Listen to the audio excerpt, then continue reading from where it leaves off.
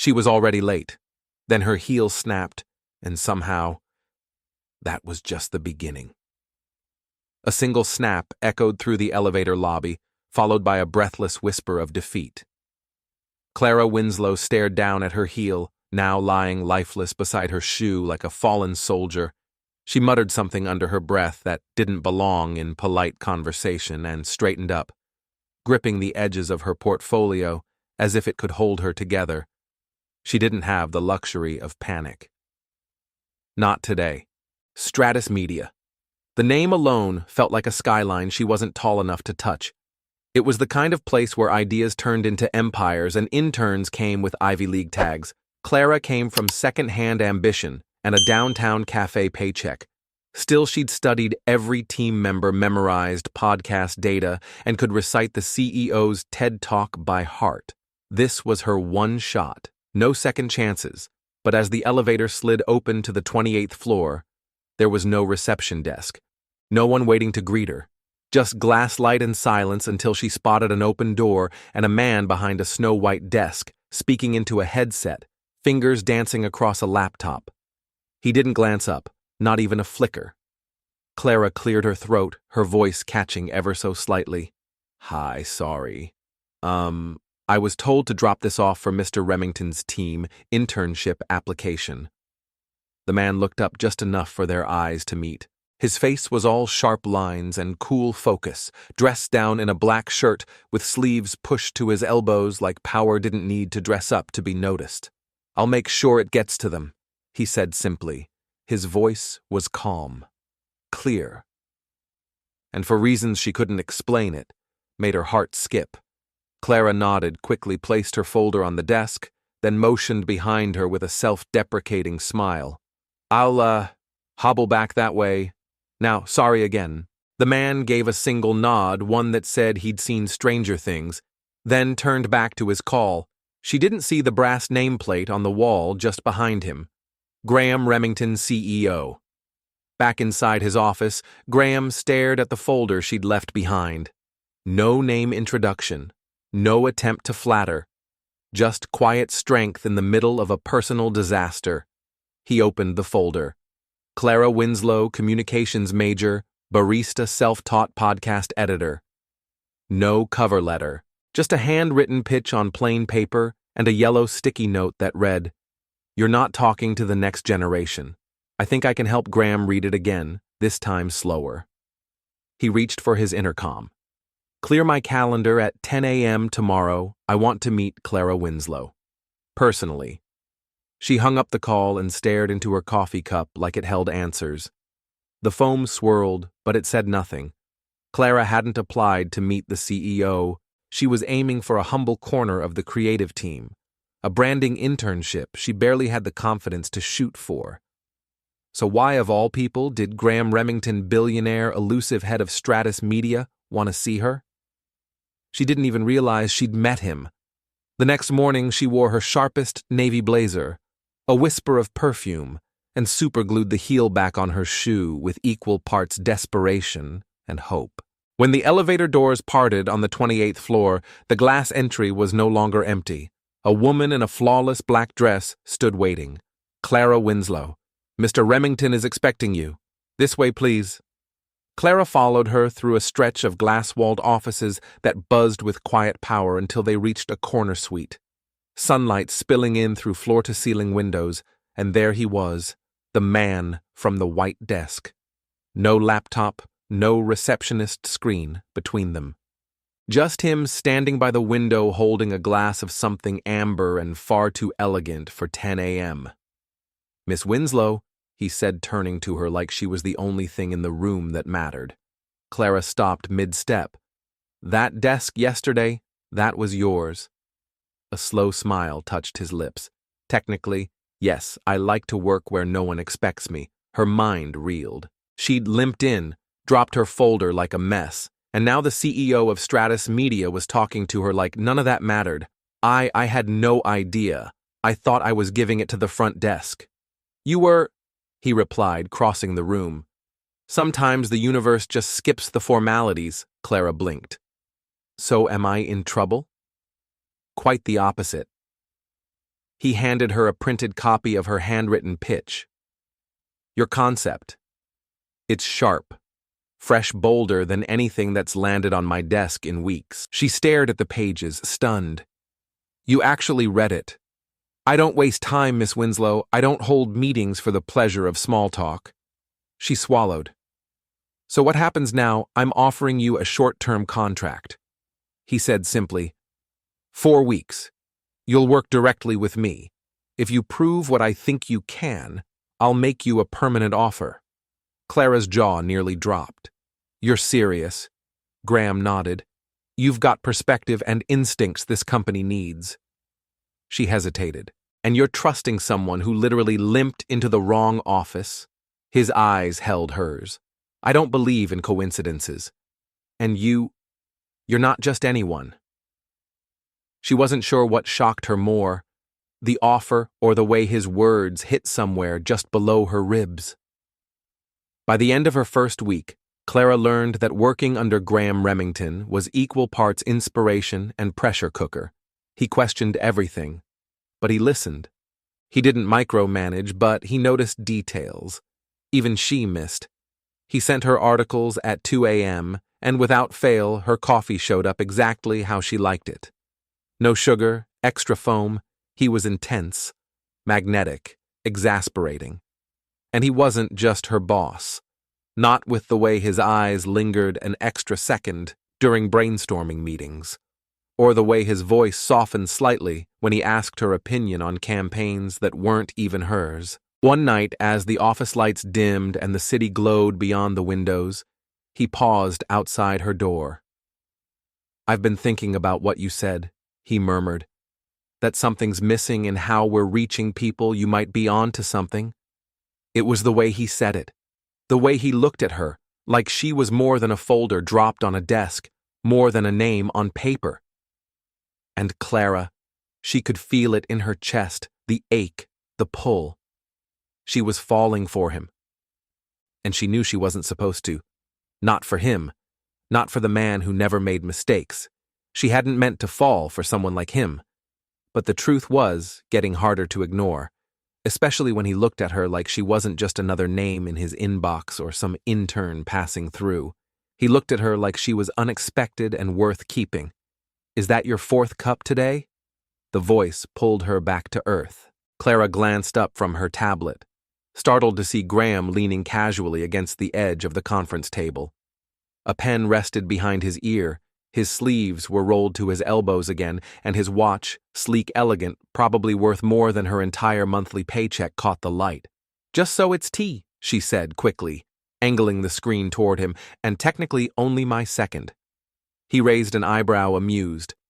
Should I be worried you're trying to work yourself into a caffeine spiral? You should be worried I'm about to fix your Gen Z engagement problem with this, she replied, tapping the screen without missing a beat. Graham moved around the table, stopping beside her chair. Show me. So she did. No fluff. No rambling, just the core of it. A 10-part miniseries spotlighting niche online cultures told through the voices of the people who shaped them. No interviews, no staged conversations, just immersive, authentic storytelling, raw and real. When she finished, he didn't respond right away. Instead, he just looked at her, that same unreadable gaze that made her pulse stutter. What she asked, unable to take the silence. You said you'd fix it, he said at last. And you're actually doing it? I wasn't planning on failing. A quiet sound escaped him somewhere between a laugh and an exhale. Keep going. They spent the next hour refining the angles, sharpening the structure, pushing past safe ideas. He didn't talk over her. He didn't pretend to know better. He just challenged her with the kind of respect that sharpened rather than diminished. By the end of it, her tea had long since gone cold. Don't rewrite this tonight, he said. Gathering his notes, step away. Come back with clear eyes. I wasn't planning to sleep anyway, she half joked. He paused at the door, turned slightly. That's not something to be proud of. Clara. She blinked. You don't think I should push harder? I think people who burn out early never get to see how far they could have gone. And just like that, he was gone, leaving her wondering if that had been advice or a quiet confession. The next morning, something unexpected sat waiting on her desk. A shoebox, no note. Inside, a pair of sleek black flats, subtle structured minimalist. Her exact size. She just stared. "Hey!" came his voice from behind her. "If you're going to keep outrunning everyone in this place, you'll need better shoes." She turned, but he was already walking away, hands in his pockets, like it was no big deal. But it was, because no one, not in her entire life, had ever noticed what she needed before she said it. Let alone the man at the top of the ladder. And suddenly this wasn't just ambition anymore. Not when he saw things no one else did. Not when he was paying attention to details that had nothing to do with deadlines. That Friday, they were the last two left in the office. The city outside glowed in soft amber, casting long shadows across the floor. Graham stood near the window, his tie loosened, top button undone. Clara sat slouched in her chair, exhausted, but running on adrenaline. "Do you ever take a real day off?" she asked gently. He didn't turn around. Not really. Why, he was quiet for a second too long. Then, "Because when I stop moving, I start remembering things I'd rather leave behind." Her chest tightened. She didn't ask what things.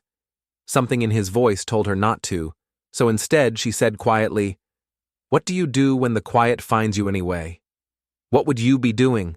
Clara asked quietly, "if you weren't here?" Graham turned from the window, brows raised slightly. "You mean if I wasn't running this empire?" She nodded, expecting a half-joke or some polished executive answer. Instead, he paused. "Really paused. I'd be writing music." Clara blinked. "Way? Seriously?" A faint smile tugged at the corner of his mouth. 12 years of classical piano. I almost went to Juilliard. But when my father passed, this company became my responsibility." Her breath caught a little. She hadn't expected him to offer something so honest. "You still play?" He hesitated. "Not in years. Why not?" His gaze met hers, steady and unguarded. "Because the last time I played, I felt something," he said softly, and back then, I couldn't afford to feel anything. The room fell into a quiet that didn't feel heavy, just deeper than before. Clara gathered her things, her voice low. "You should play again." He didn't respond, but he didn't look away either. The next morning, a new voice memo appeared in her inbox. No subject line, no message, just a file. She clicked it. Piano, soft, wistful, a little unpolished but hauntingly beautiful, and definitely him. She didn't know how long she sat there listening. The melody curling around her like something sacred. She pressed play again. That afternoon, his assistant appeared beside her desk. "Ms. Lane, Mr. Remington has requested your presence at the Lucent Gala tomorrow evening." Clara blinked. "Sorry, what he's co-hosting. You're the only person from the project he wants at his table. I'm just... It wasn't phrased as a request." She spent most of the night before the gala pacing her apartment, not because she didn't know how to walk in heels, but because she couldn't figure out why he wanted her there. She wasn't on payroll, she wasn't a director or VP, but he'd chosen her. And somehow, that scared her more than the dress code. When she stepped into the Lucent Hotel's penthouse suite, wearing a borrowed gown and borrowed confidence, Graham was already there. He looked up, and for just a second the room felt like it exhaled. "You look borrowed," she said quickly. He offered his arm. "You wear it like it was made for you." The gala was a blur of glass and gold, of hushed conversation and curated laughter. Graham never once introduced her as his assistant. He didn't explain her presence. He just kept her close, his hand resting lightly at the small of her back, as they moved through the crowd, as if anchoring her in a world she hadn't quite stepped into yet.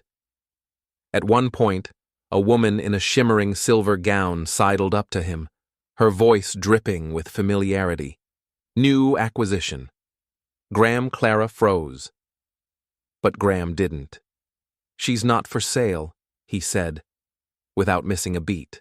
Later, as the lights dimmed and the room turned toward the stage, Clara leaned toward him, whispering, "Why did you bring me?" He didn't turn. His eyes stayed on the stage. "Because I wanted you to see the world you're about to lead." She didn't know what shocked her more, that he said it so casually, or that part of her believed him. And as she stood beside a man, people admired, envied, even feared, Clara felt it settle deep in her chest. She was falling, and she didn't know if Graham Remington would catch her or let her fall alone. The next morning, bleary-eyed and caffeine-deprived, she queued up at the corner coffee truck, mentally editing the latest campaign deck, double espresso, no sugar. A voice behind her said. She turned. Graham. Of course. Clara turned, caught off guard. "Are you following interns now?" Graham didn't even blink. "I follow good coffee, and this is the only place in a 5-block radius that doesn't incinerate the beans." She glanced at his tailored coat and polished shoes, a smirk tugging at her lips. "Didn't peg you as a coffee truck kind of guy? You strike me more as imported roast in crystal glass. I'm full of surprises," he said smoothly. "You'll learn that. Is that a threat or a challenge?" He accepted the espresso from the barista. "Depends on how well you handle pressure." Then, just as the barista reached for her cup, Graham nodded toward it. "And hers is on me." Clara blinked. "Why?" "Because I'm not a total monster," he replied. "And because you're about to have a terrible day." Before she could ask what that meant, he was already walking away. An hour later, she found out. The podcast project she had nurtured from concept to outline had been greenlit, but under someone else's name. A different department had taken over. Her title was changed from lead creator to consultant, which in corporate speak meant irrelevant. Clara stared at the internal memo, like it might rewrite itself if she glared hard enough. Her chest tightened. She hadn't worked herself raw to be benched. She didn't hesitate. Straight to the top floor, past the assistant's desk. One sharp knock, and she opened the door herself. Graham looked up from his screen, face unreadable. "They reassigned my project," she said, her voice steady. "Did you know?"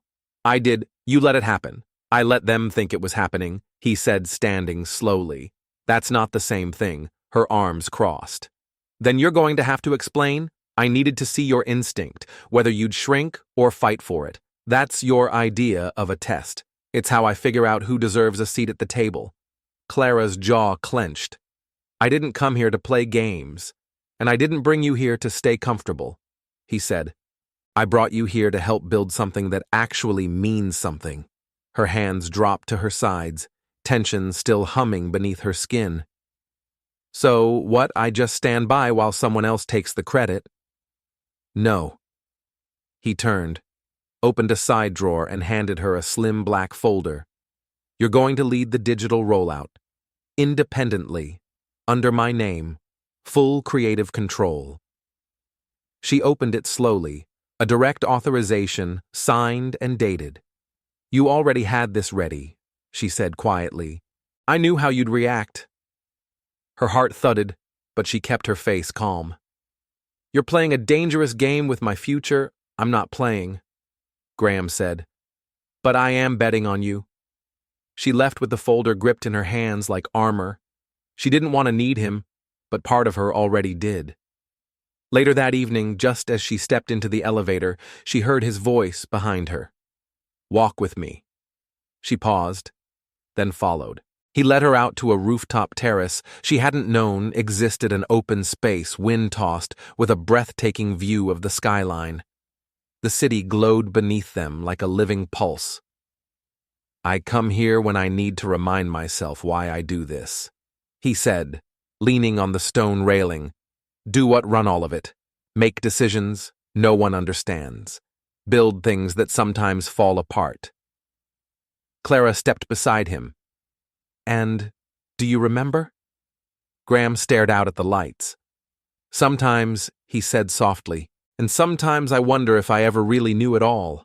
I traded the wrong things." Graham murmured, his gaze lost in the lights below them. Clara glanced at him, curiosity tightening in her chest. "What did you give up?" He didn't answer right away, just exhaled slowly.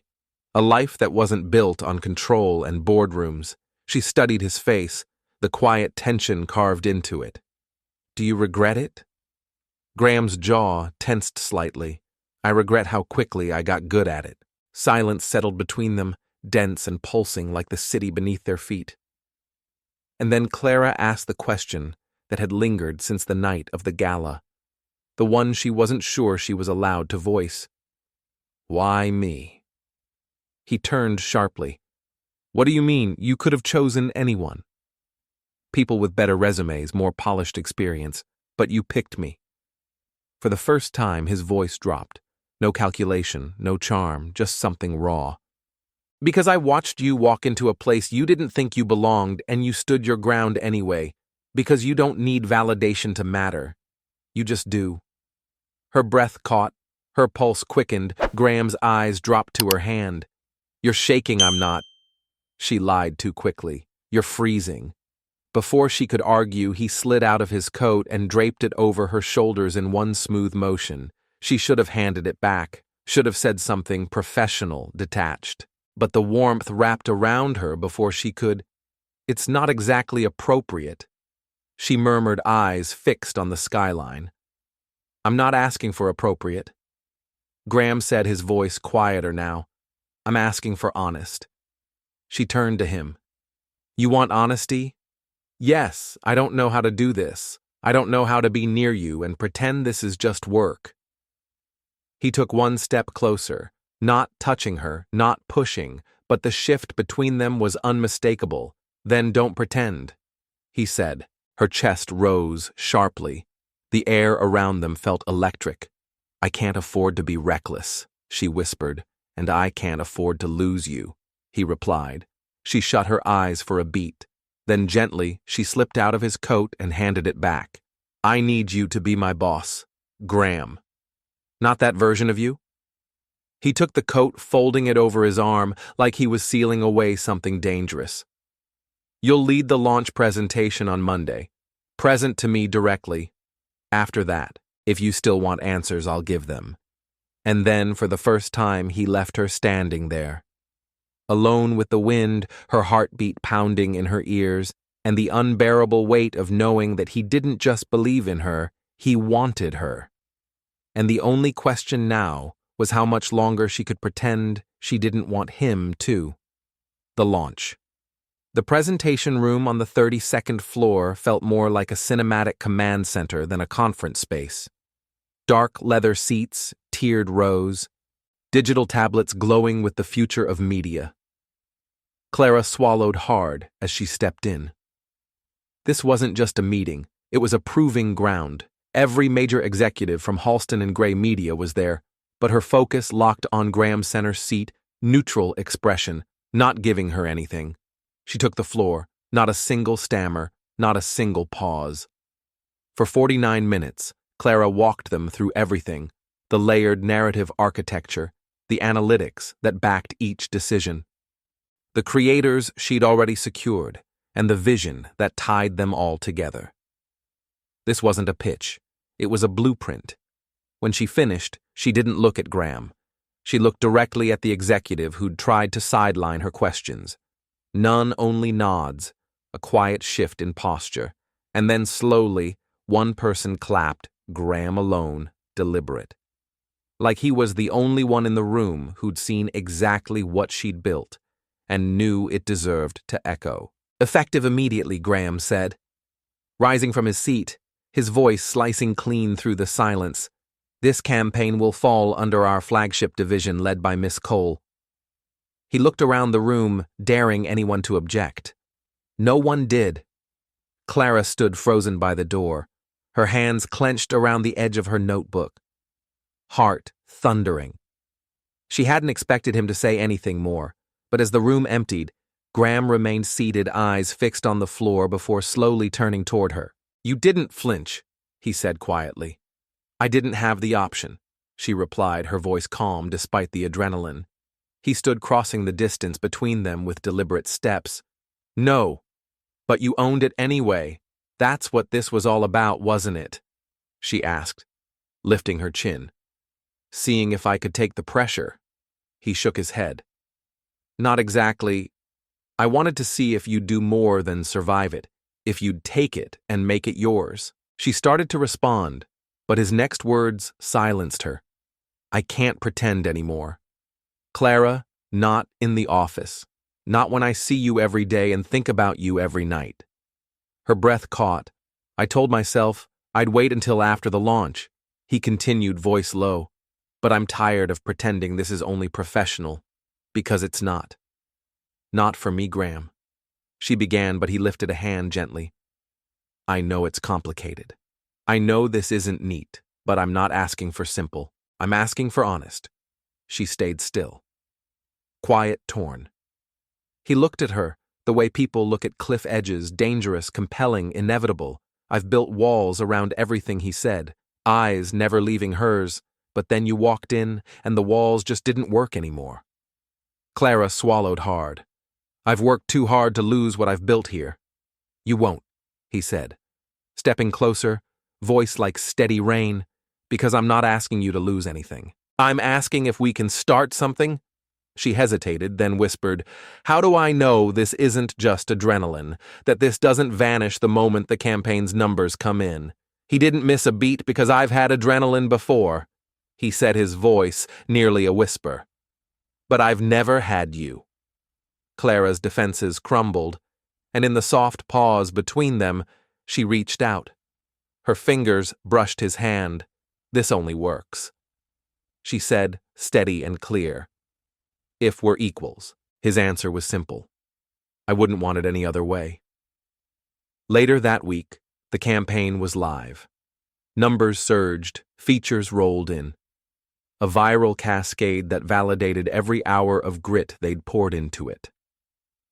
Now Clara sat across from Graham in a private rooftop restaurant, quiet and glowing in the late evening haze. The city shimmered beneath them. Her wine glass caught the candlelight like a promise. I don't get men like you, she said, swirling the glass. I don't even know where you come from. That's because men like me don't usually end up here, he said with a half smile. And yet here you are, she murmured, with me in a dress I borrowed again, at a place I'd never step into on my own. He leaned forward, not joking now. You're wealthier than anyone down there, understands Clara. She opened her mouth to object, but he held her gaze, and I want to be the man who helps the world see it. Just then, the waiter arrived. On a silver tray sat a velvet box. Clara frowned. I didn't order anything? I did, Graham said, lifting it and setting it in front of her. Inside was a single silver key, sleek minimalist, unmistakably important. A key to the apartment on the top floor of the same building where you work, he said. It's yours. For as long as you want it? Her pulse jumped. Graham, I'm not some project. His eyes softened. You've never been a project. You're the reason I stopped seeing everything as a transaction. She stared at him, something warm and dangerous rising inside her. Without another word, she rose, stepped around the table and sat beside him. Then for the first time, she kissed him. Not tentative. Not testing. A choice. When she pulled back, her voice was strong. Then let's build it. Together. Clara stepped out of the elevator and into the apartment, the one Graham had handed her the key to, but it wasn't just a space waiting to be filled. The walls had been painted a soft slate gray, the furniture was modern yet cozy, tailored to her aesthetic in ways she hadn't even realized he knew. And near the wide windows overlooking the skyline sat a grand piano gleaming beneath the soft light. Graham stood behind it, one hand resting on the polished keys. You remembered, Clara whispered. I never forgot. He said, no more lingering glances, no more carefully measured words. He reached for her, and this time there was no resistance, no questions left between them. Just a quiet surrender to the moment, to the life they'd started to build before either of them realized it. She had walked into the wrong office that day, but maybe it had always been the right room, Because somewhere between career ambition and late-night campaigns, Clara Cole hadn't just found purpose, she'd found home. The rain had arrived in full force as Clara stepped outside the Crestwell building, turning the city into streaks of shadow and light. Thunder in the distance, blurred headlights, umbrellas blooming like dark flowers all around her. She had none. Just as she turned to dart back inside, a sleek black car pulled up to the curb. The rear door swung open with practiced grace. Graham leaned out dry as ever, his shirt sleeves casually rolled. "You're not escaping rooftop dinner that easily." She narrowed her eyes against the downpour. "You could have warned me. Dinner came with a side of monsoon. It comes with a view. A chef and you. Get in." She slipped into the car, damp and breathless, her coat sticking to her skin. "You could have just told me to wait inside, like a normal person I could have," he said, handing her a warm towel from the console. "But where's the drama in that?" Inside the world was hushed. The city flickered outside in tones of gold and gray, but in the car it smelled like bergamot and leather, and the silence between them felt almost sacred. "I've been thinking," he said at last. "Dangerous sentence," she replied, side-eyeing him. "I want to take the launch, global syndicate the series internationally, and I want you to lead it." She stared at him. "You're not serious? I already brokered the licensing contacts. Bigger stage, bigger budget, full creative control." Her breath caught. That's huge." "So was your concept?" He said simply, "It deserves to echo beyond borders." Clara hesitated. "It's moving faster than I expected." He turned slightly in his seat. "You told me once you didn't come here to play it safe." She looked out at the rain-slicked city for a long moment. Then she nodded, a slow, growing smile spreading across her lips. "Let's do it, I'll lead it." "I was hoping you'd say that," he murmured. The car slowed in front of a building she didn't recognize, sleek glass and stone, older than most of the towers around it, but quietly dignified. Graham stepped out and held the door, his hand steady as she took it. "Where are we?" she asked. "You'll see." Inside was nothing like she expected. High ceilings, aged wooden beams, and glass walls that offered a panoramic view of the city skyline. And in the center of the room, a baby grand piano sat beneath warm lights. "You bought a studio." "I restored one," he said. "It used to be a recording space back in the 70s. She looked at him stunned. Why, he met her gaze unguarded. "Because it's not just business anymore. I wanted to create something that's only ours." It fell into disuse after the 70s. Graham said, his voice echoing softly through the open beams of the restored studio. "I've been working on it quietly. For myself." Clara turned slowly, her eyes absorbing the light-drenched space, the quiet pride in his tone, and the presence of the grand piano that now seemed to anchor the room. "Why show me now?" He didn't hesitate. "Because this place existed before the boardrooms, before the deals, before I became who I thought I had to be. And you reminded me that it's okay to want something just for the joy of wanting it." Her throat tightened. "You're getting sentimental." "No," he replied with a small smile, walking to the piano and lifting the lid. "I'm getting honest." His fingers drifted gently over the keys, and the melody that filled the room wasn't polished or practiced. It was soft, steady, vulnerable, a reflection of something that had been buried deep and was finally allowed to breathe. When he finished, he met her gaze. "I played that the day you walked into my office." Clara stepped closer, her smile breaking through the emotion in her chest. "That wasn't your office." "It is now," he said. "I had the nameplate changed." She laughed, then went quiet. He stood stepping toward her. His voice was low, steady. "Clara, I want more than late dinners and careful glances. I want a life with you. Something real, something lasting." She swallowed hard, the truth rising in her chest. "I never expected any of this. Not you, not us. Neither did I, he replied. But now that I have it, I'm done pretending it's temporary. He took her hand and placed it over his heart. I've built companies, negotiated empires. But this us, it's the first time I've ever felt like I'm building a life. She looked up at him, her voice barely a whisper. I love you. He kissed her slow and certain, their past struggles falling away like dust. I love you too, he whispered, and I'm not going anywhere. The months that followed were a blur of growth and moments that made time feel tender. The international launch shattered records. Clara turned down a standard executive role. Instead, she asked for her own division. Graham gave it to her. No hesitation, no strings. They traveled together, presented at conferences across Europe and Asia, signed a deal on a rooftop in Lisbon beneath strings of lights and sea salt air. Some nights they returned to the studio where it all began. He played. She wrote. They spoke little and said everything. Then one crisp October evening, Graham brought her back to that rooftop, where she had once stood uncertain beside him. Only this time, there were candles flickering in the breeze, and a ring resting in his palm. He didn't kneel. He didn't need to. I want forever, he said, not just because I love you, but because I respect you. You challenge me. You bring me home to myself. Clara answered with a kiss, certain, unwavering. 6 weeks later, they were married in the studio. No photographers, no spectacle.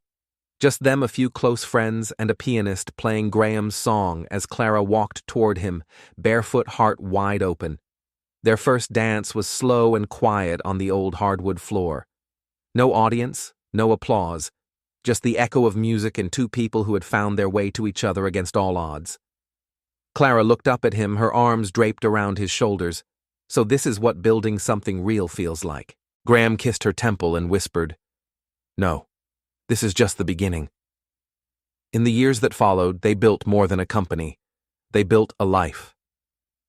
One filled with sunrise coffee on the balcony, late-night planning sessions, laughter between meetings and quiet music drifting from the studio windows. There were no more questions between them, no more pretending, just the steady, unshakable certainty that they had chosen each other fully, bravely, and without condition, and in that choice, they had found everything. Because sometimes, the most extraordinary love stories begin with a simple mistake and lead to a life no one saw coming. Thank you for joining us on this journey. Your time, your presence, and your open heart mean more than words can say. Every view, every message, every moment you spend with us is a reminder that stories have the power to connect us, to heal us, and to remind us that we're never truly alone. If this story touched you, even in the smallest way, we hope you carry its message with you, that love can find us in the most unexpected places, and that courage often begins with a single step. From all of us here, thank you for being part of something real. We'll see you in the next story.